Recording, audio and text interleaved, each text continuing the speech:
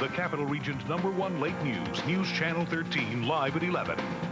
Tonight's top story, a stinking mess. Most of the animals in this house had to be destroyed today, and now police are talking to the owner. This is News Channel 13, live at 11. Good evening. Thanks for joining us. I'm Ed Dague. And I'm Lydia Kulbida. Police have made contact with the woman who lived at number 12 Maplewood Court in Colony. What they found at that house today shocked and sickened investigators at the scene.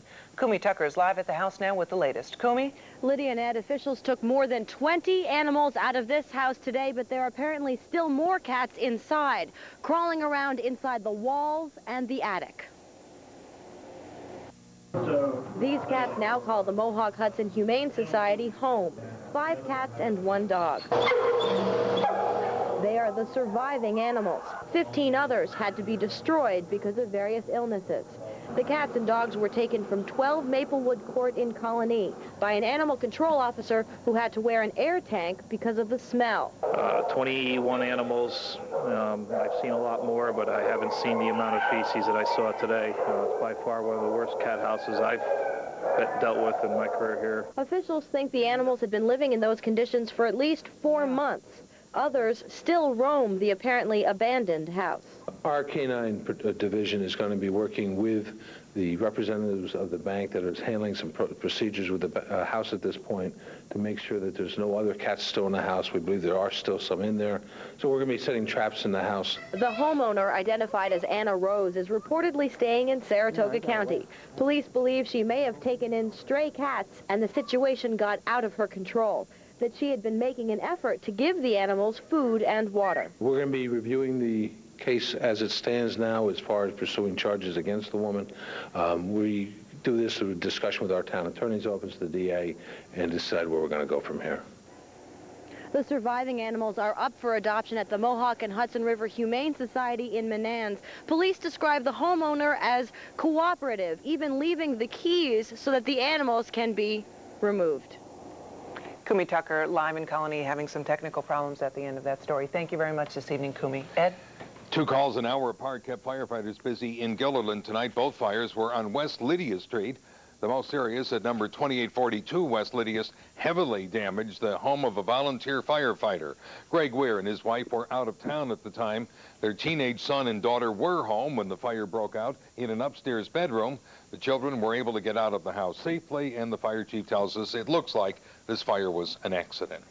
A local pilot is just back from his service in Operation Enduring Freedom. His story right after Bob Kovachick brings us a first look at our forecast. Robert. Ed, Lydia, good evening. On a mild February night, skies are cloudy, temperature still holding in the 30s, 37 degrees right now. Sunrise at 6:45 a.m. We'll start out in the high 30s tomorrow. Again, a mild day coming up tomorrow. Lots of clouds, maybe a couple of scattered showers around, but again, not a whole lot of rain. Mid-40s at lunchtime, upper 40s, perhaps as high as almost 50 in the afternoon, and much of the day dry and obviously unseasonably mild. More on the forecast in detail in just a few minutes. Lydia. Thank you, Bob. A Clifton Park native who was one of the first to go into combat for Operation Enduring Freedom is back home tonight. Lieutenant Tony Toma is a Navy pilot. He was on the Carl Vinson carrier in the Persian Gulf on September 11th. His family lined up to say welcome home today at the Albany International Airport. They carried red, white, and blue, and Toma says the country's renewed sense of patriotism is touching. Yeah, it's wonderful just to see the little American flags in the cars and the flags flying. It's great. It's just really nice for all of us coming home to see that. A little bit of a change since, you know, when we left. We were treated well before, but this is great to see it. Yeah, it's really nice. Lieutenant Toma does not know what his next assignment will be. For now, he says he is content on spending some quality time with his family. The state of New York is being sued over a $250,000 report that has not been released to the public. The report, paid for with taxpayer money, is a study of possible future uses of the Uptown State Office campus in Albany. One of the unions representing state workers is quite concerned about what is in that report. Their members are worried about where their jobs might be relocated. What is there to hide in this report that they can't make it public? The taxpayers of the state of New York have paid for this report. A state spokesman would not discuss the reasons for keeping the report secret, saying that he could not talk about it because of the lawsuit. The dean of the University at Albany School of Education is dead tonight. 59-year-old Ralph Harbison died of a heart attack over the weekend. He was on a ski trip to the North Country with his family. In announcing the death this evening, University President Karen Hitchcock called Harbison a man who believed deeply in the power of education to improve people's lives. Authorities in Alabama have now made 2 arrests in an absolutely horrible case of robbery and murder there. The investigation took place to a remote location outside of Phoenix City. It was there that they say 2 men killed a 12-year-old boy, slit the throat of the boy's father, buried both of them in a shallow grave. The father survived the attack and had to dig himself out of the ground. Police say the motive was robbery. The victim is a used car dealer. The 2 suspects who are in custody apparently thought he would have a lot of cash. A California couple is facing murder and manslaughter charges because their dogs attacked and killed a woman. The trial in this case got underway today. Prosecutors say the woman was killed because the couple kept 2 huge attack dogs in their home, despite warnings that the dogs might injure someone. The defense says it was all an accident that could not have been avoided. A gruesome story that grows even more so in Georgia today. Authorities spent part of the day searching the home of the man who runs the Tri-State Crematory. Nearly 200 bodies have been found on the grounds of the business. Those bodies were supposed to have been cremated, and no one seems to know for sure how many more bodies will be found on the property. The owner of the crematory has been charged with theft by deception for allegedly accepting payments for cremations he never performed. The bomb squad was called into action at the Olympics this evening to blow up a suspicious package. A robot with a mechanical arm was sent in after the package was found in a trash can on the streets of Park City, Utah. The robot has a video camera attached. That allowed authorities to get a close look at the package from a safe distance. After checking it out, they decided to blow it up just to be safe. And as you see, they did, but we still tonight have no idea exactly what was in that package. It looks like boxer Mike Tyson will get his chance to fight heavyweight champion Lennox Lewis. A fight had been in doubt ever since last month's free-for-all when the 2 men met at a news conference. New York, Nevada, and Texas all refused to grant Tyson a boxing license. But today, the Boxing and Wrestling Commission in Washington, D.C. voted unanimously to give Tyson a license to fight. They say the Tyson-Lewis fight would be good for the city's economy. A lot of people have been out of work for quite a while here in Washington, and if we can get them working again, I think that's really the goal. We don't have a moral clause in our application process. We don't think that we have the right to tell someone they can't work. Organizers say they hope to have the details of the fight worked out in the next 30 days. Sports fans in Albany had more than just the Olympics to keep their attention this evening. Lydia, can you whistle Sweet Georgia Brown? The Harlem Globetrotters were in town. Kelly Lynch got to see the Globetrotters tonight at the Pepsi Arena. Kelly in the newsroom now to tell us all about it. And the Globetrotters have been around for about 76 years now. They're known for their non-traditional basketball skills, and they entertain fans of all ages at the Pepsi Arena tonight.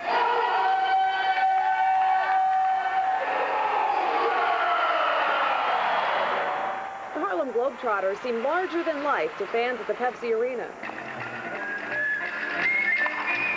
Whether it's the familiar music or the amazing tricks, kids couldn't seem to get enough. I like the way they dribble. I think they're pretty cool. They got pretty good moves. They got skills. Ball handle, lots of ball handle. They cheat. That's a good thing? Yeah. Some even have favorite players. I like the moves they do, and I like Showbiz. Showbiz was like pushing this one guy in the ref. The ref is pretty mad at him right now. Even those who've never seen the Globetrotters in action are impressed. They're sort of cool the way they do those tricks. I never saw them before, but I heard they're well known. You gonna try them on the court next time? Yeah, probably. Yeah, they're really cool. The players try to get everyone involved, whether it's going into the audience or bringing the audience to them. They're a success with fans of all ages, which explains why they've been around for more than 75 years.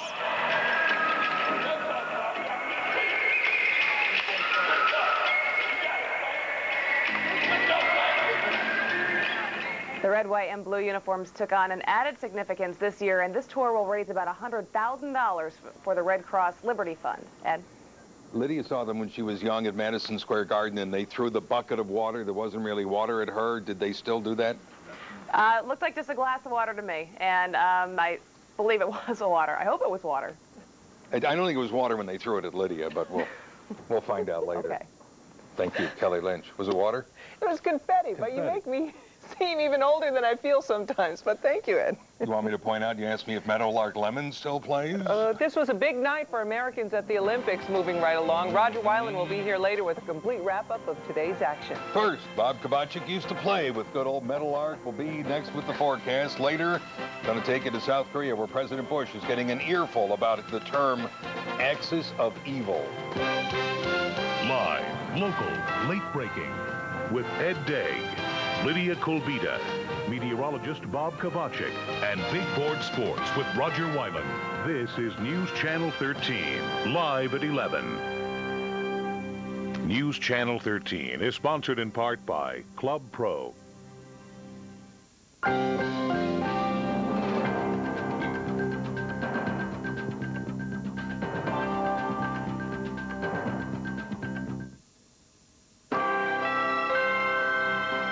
Tonight's Olympic quiz question is about American figure skating sensation Michelle Kwan. She won a silver medal at the 1998 Nagano Games. The question is, how old was she then?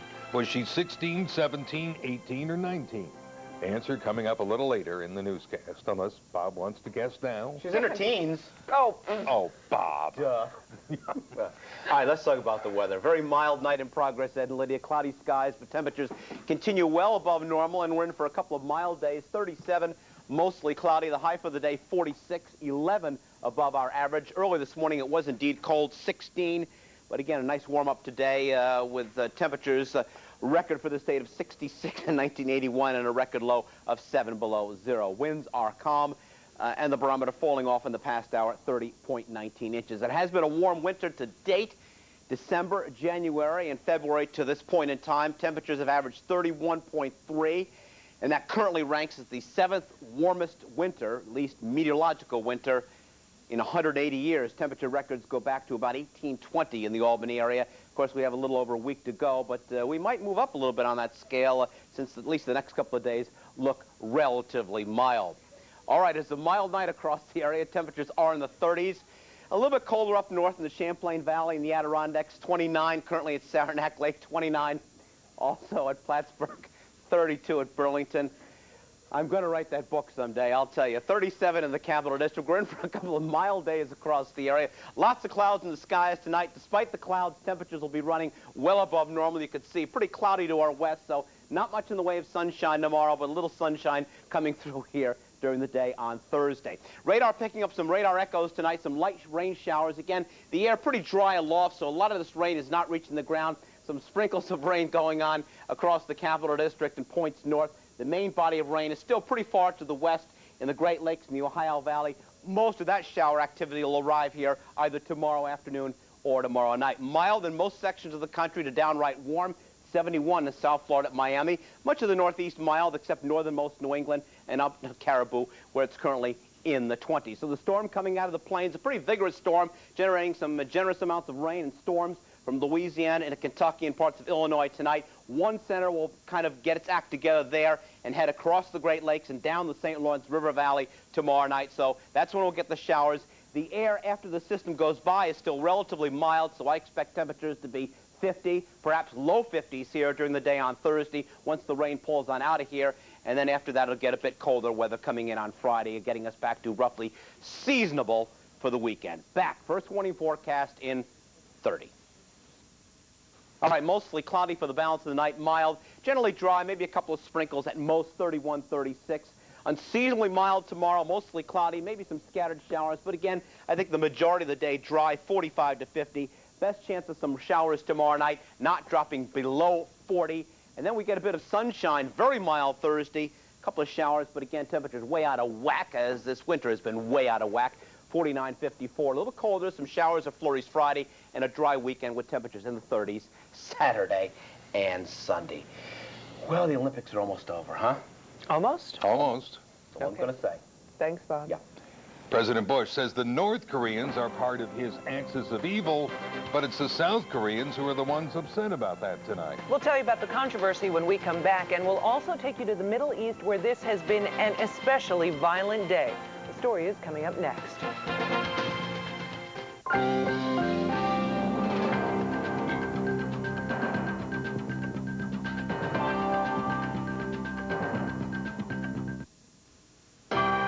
For more details on some of our stories, visit WNYT.com with more news from MSNBC. WNYT.com is powered by BusinessOnline.com. Welcome back to what is discouraging news. New trouble in the Middle East. In fact, this has been one of the bloodiest days of the most recent Palestinian uprising. The latest died tonight. 4 guards at Yasser Arafat's offices on the Gaza coast. They were attacked by Israeli gunships.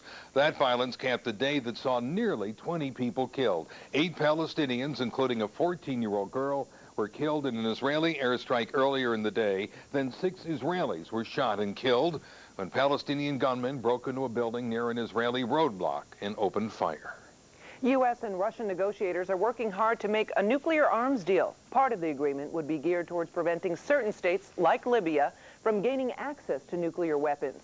That's one of the things Undersecretary of State John Bolton touched upon when he met with the Russian foreign minister today. Another big goal is to reduce the nuclear arsenals of both Russia and the United States.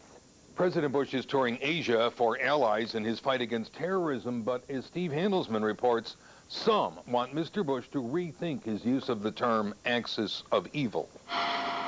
George W. Bush got a red carpet welcome to Seoul, but some Koreans protested his inclusion of neighboring North Korea in his terrorist axis of evil. Many here hope to reconcile with the communist North. One angry lawmaker even called Mr. Bush evil incarnate, sparking a scuffle. And to keep the peace in Korea, the president is backing off. Later tonight, tomorrow Korea time, when he rallies 37,000 U.S. troops and sees North Korea from the tense DMZ border area. Mr. Bush plans to call North Korea repressive and dangerous, but not use the term evil axis. Meanwhile, as a new Afghan flag flies today over Kandahar, the war is spreading. Turkish police arrested 3 alleged al-Qaeda members who they say trained in Afghan camps to attack Israel. Pakistani police found and defused rockets aimed at an airbase used by U.S. troops. And American special forces in the Philippines are reported closer to suspected al-Qaeda terrorist camps in that nation. The next stop for President Bush is China, not included in the axis of evil. Tension over last year's spy plane incident has all but evaporated in the wake of 9/11. China's billion-plus population and powerful military are now courted as allies. We're grateful for China's cooperation in the war against terror. But the president will ask the Chinese for more, an end to their profitable sale of weapons to Iran, Iraq, and North Korea, Mr. Bush's axis of evil. I'm Steve Handelsman, NBC News at the White House. Sports is next on News Channel 13. Roger standing by at a different venue, as they say in the Olympic biz. This one's our Olympic studio. That'll be Command Central over here, or whatever we're calling it these days. It was a busy day in Salt Lake. The finals are all set in women's hockey. We'll have that, plus 2 more golds for the USA. Also a 7-player trade in the NBA. And you guessed it, tonight was the opening round of the Section 2 high school basketball playoffs. I'll have it for you coming up on Big Board Sports.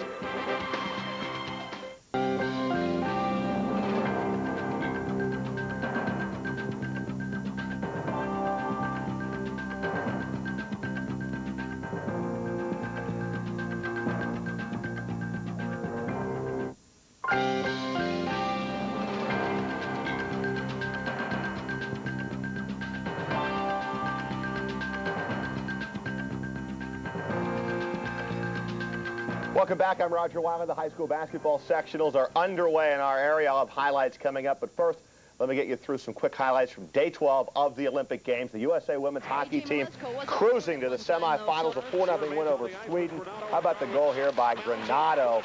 Pretty much on her back and getting one by there. She had 2 goals and an assist, and USA will meet Canada in the finals on Thursday night. Meanwhile, the United States struck gold and stunned the field in the inaugural women's bobsled race. Americans Jill Bakken and Vanetta Flowers ended a 46-year drought in the sport for the United States. Also, the USA capturing a gold medal in the men's 1,500-meter speed skating. Derek Para, not only did he win, he also won the gold. And not only did he win the gold, he set the world record. His time, 1 minute, 43.95 seconds. Elsewhere, Joe Pack, the silver medal for the United States in men's freestyling. Check these moves out. Czech Republic took the gold. Belarus, the silver, and that man was terrific today. And the popular Michelle Kwan began her quest for Olympic gold in women's figure skating. She is a 2-time defending world champ, 5-time defending USA champion, and of course the gold medal favorite after the short program. She is indeed in first place. Here's the medal count. You've got Germany on top, followed by the United States, Norway, Russia, Austria, and Italy rounding out the top 6. All right, now to basketball. It is the opening round of the Section 2 tournament in the Capital Region. We'll start for you with the girls in Class A, Big Ten, the #1 seed. Catholic Central hosting Columbia. All Crusaders, News Channel 13 All-Star Agabotre, 23 points and 11 rebounds. Another News Channel 13 All-Star from Catholic Central. Watch the move by Kate DiSereno, 10 points, 8 rebounds. Catholic Central rolls 55-35, and Catholic Central will meet Shen in the next round tonight for Shenendahoa, the junior. Crystal Hammond, 15 points, and Shen opens up a 16-point lead against Albany at the half. And Sarah Hopkins also in double digits tonight for Ken Struby's club. She had 12 points. So a Shen Catholic Central matchup set for Friday night at Catholic High. A lot of scores. Girls, Colony, Michelle Blow had 29 points tonight. Shaker on a Lindsay Mora game-winning shot over Schenectady. Bethlehem big over Averill Park. Foley had 13. Saratoga by 10 over Amsterdam. McGinn beat Burn Hills. All-Star News Channel 13 All-Star Aaron Pinchbeck had 13 for Guilderland tonight. In Class B, Lansingburg over South High. News Channel 13 All-Star Caitlin Dooley with 19 there. Mohan over Bishop Gibbons. News Channel 13 All-Star Amanda Blackstone had 26 points. Glens Falls all over Taconic Hills. Holy Names beat Hudson. Chalmont by 6 over Scotia. Ichabod Crane beat Cohoes. And it was Ravenna by 12 over Hudson Falls, 46-34. The boys also in action tonight. Class Double C, Chatham at Waterville. Elite with a 10-point lead in the third when Anthony Bergella hits back-to-back threes. He would finish up with 13. From there, Waterville would pull away. Mike Van Patten with a nice pass there. Ryan Ashline with a lay-in, and Waterville, he would lead Waterville in scoring with 18, and they hammer Chatham 63-33. Now to the boys. We'll run through some scores. Voorheesville scores 91 points in a win over Schoharie. Fonda by 10 over Granville. Catskill wins over Greenwich.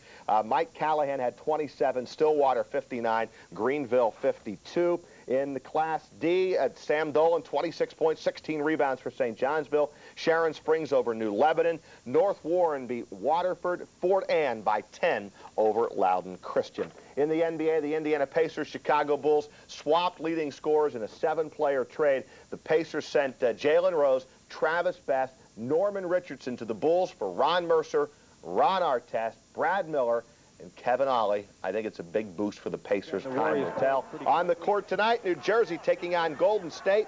Jason Kidd. Who else? The triple-double. 26 points, 12 assists, 12 rebounds, 123-115. Your final. Jersey wins again. And tomorrow, Big Board Radio Sports on Sports Talk 980. My show will be preempted, but we will bring you the River Rats game at Worcester tomorrow night, 6:45 pregame show. John Hennessy with the play-by-play call. And we'll see you on day 13 back here in Olympic Central. Guys, back to you. Thank you, Roger. We will be back to take an advanced look inside tomorrow's newspapers. As we head to a break, though, here are some more of tonight's high school basketball scores.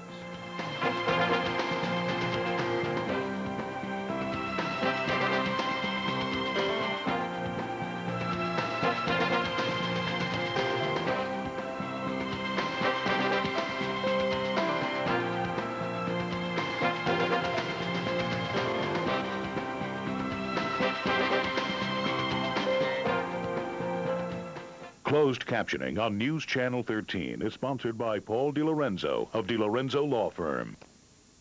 Plasma monitor, courtesy Town TV, audio and appliances.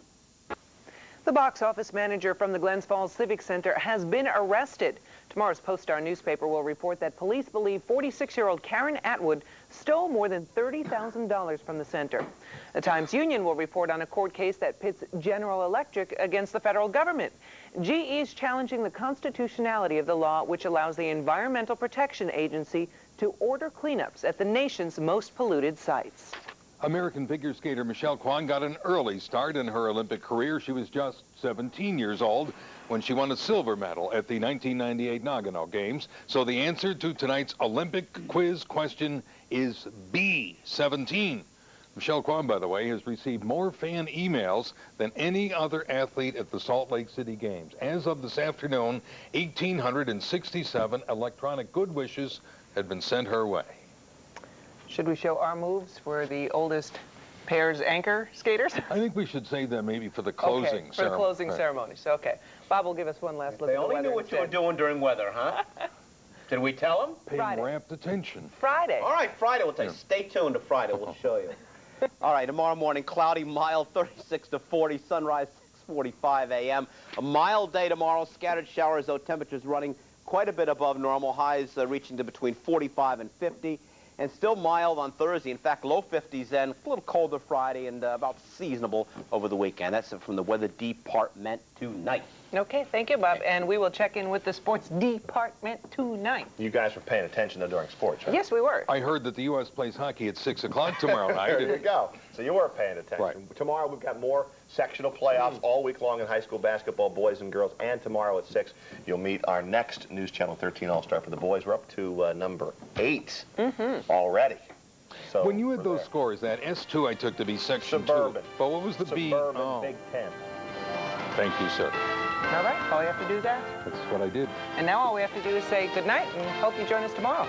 We will see you here tomorrow. Tomorrow night is another late newscast at 11:30, but first we're here at 6. Hope to see you both times. Good night. Good night.